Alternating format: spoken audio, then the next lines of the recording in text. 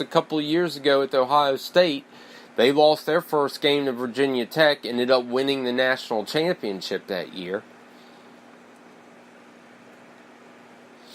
But what I take from this with Auburn and Washington, both of these are playoff caliber teams. For Auburn, it's going to be about getting past Alabama and getting past LSU. That's what it's going to be about for them. For Washington, the thing that hurts them is the Pac-12 does not look strong at all this season. At all. USC may be your biggest threat, possibly Stanford. We know how Stanford likes to get hot middle to end of the year. But you had that overreaction from week one. Washington's a team that lost this weekend that I think is going to be okay. They're going to be there at the end. The only thing that I think that hurts them is their conference doesn't appear that it's going to be that strong. Well, Notre Dame topped Michigan 24-17, and Notre Dame looked good. They looked like a playoff caliber team. And a lot of people are picking them to be the fourth team in the playoff. And for Michigan, that offense did not look good at all. At all. And you do have to start to ask yourself, how long is this going to go?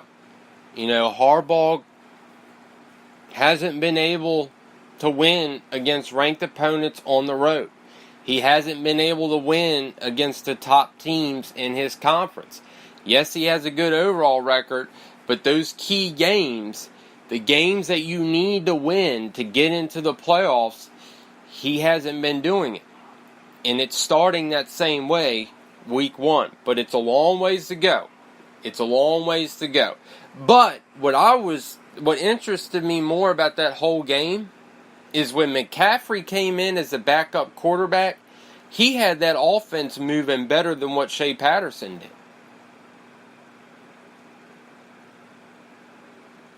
And I would have left McCaffrey in a little bit longer there, because he was doing things with that offense that Patterson wasn't.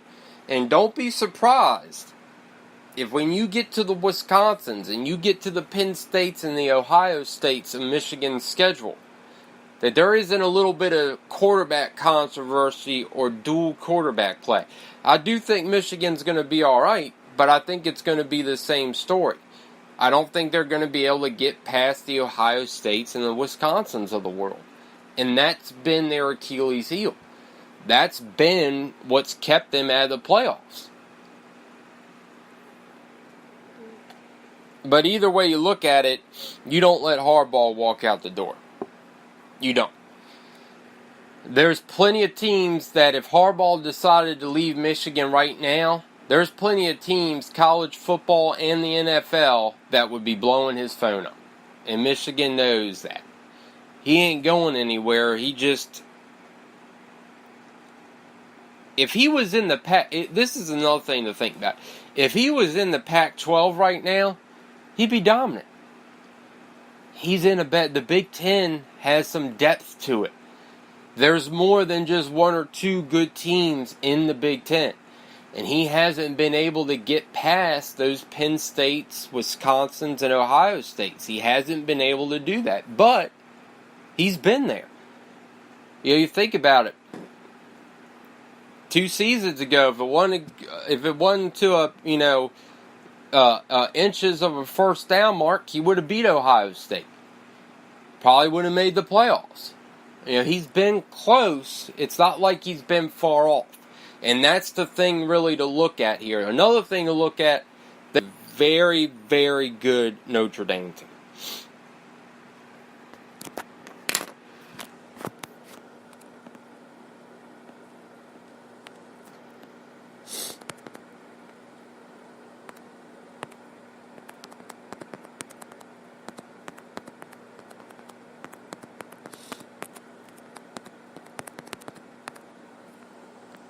They lost to a playoff caliber Notre Dame team at Notre Dame. So that's why, if I'm a Michigan fan, I'm not overreacting here. Because, like I said, you only lost by a touchdown. You lost to a very good playoff caliber team on their field.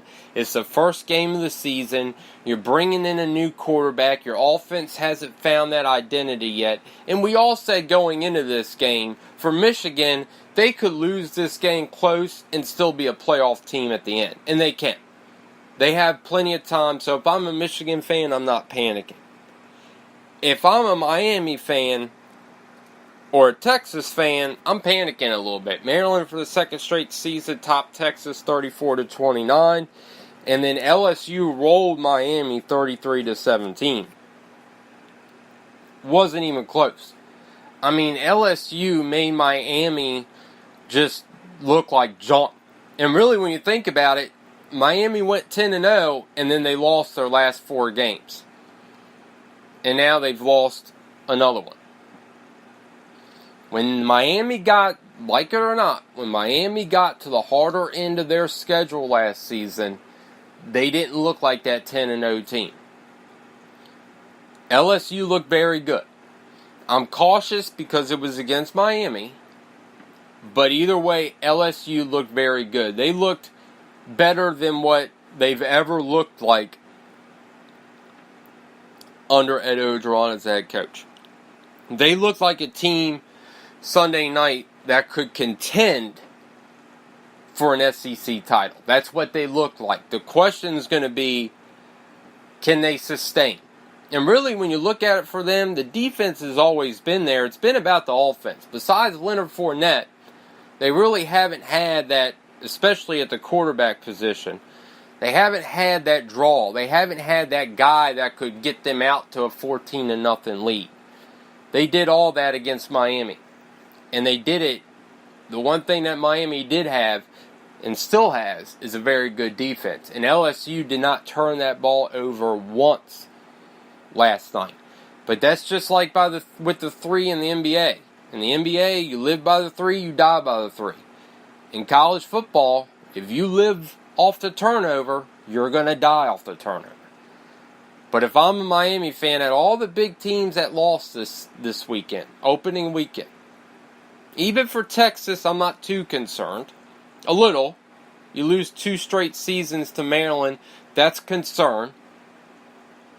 But I do believe in Tom Herman there. And it is his only second season as their head coach.